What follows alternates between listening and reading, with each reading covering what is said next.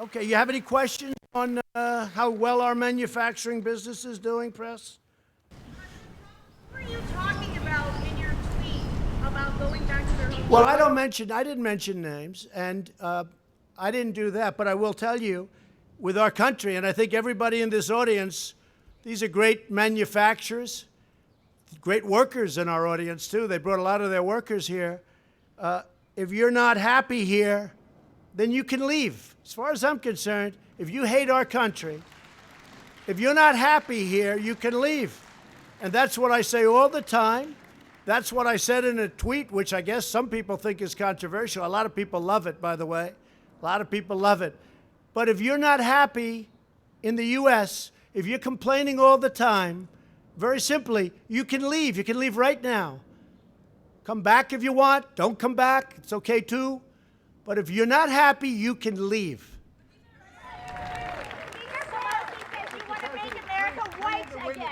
Is that true?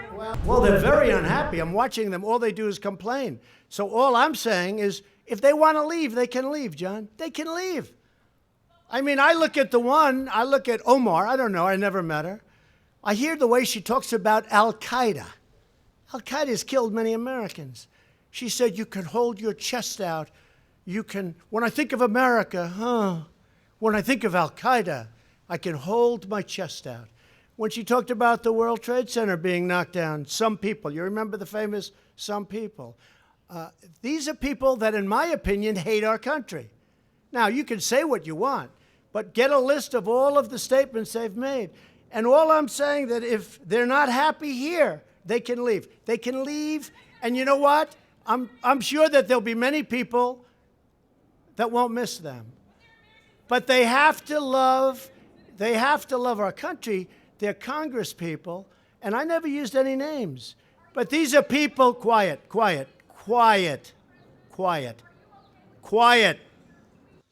The same subject, and frankly, even stronger than what I'm saying. When I hear the statements that they've made, and in one case you have somebody that comes from Somalia, which is a failed government, a failed state, who left Somalia, who ultimately came here, and now is a congresswoman who's never happy, says horrible things about Israel, hates Jews, hates Jews. It's very simple.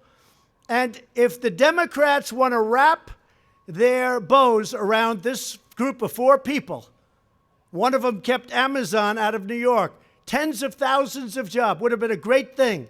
And she kept Amazon from going, would have been a good deal. I mean, could he have made better? Maybe. But tens of thousands of jobs.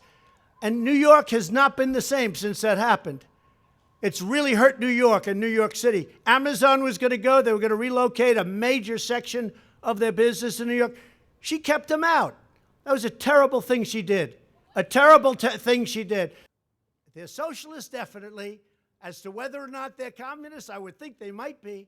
If weak politicians want to say, and the Democrats in this case, if they want to gear their wagons around these 4 people, I think they're going to have a very tough election, because I don't think the people of the United States will stand for it.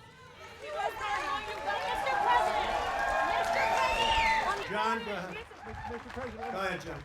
let me see if I can sum up sort of what people are talking about here. These are people that hate our country. Hey, John, they hate our country. They hate it, I think, with a passion. Now, it's possible I'm wrong. The voter will decide.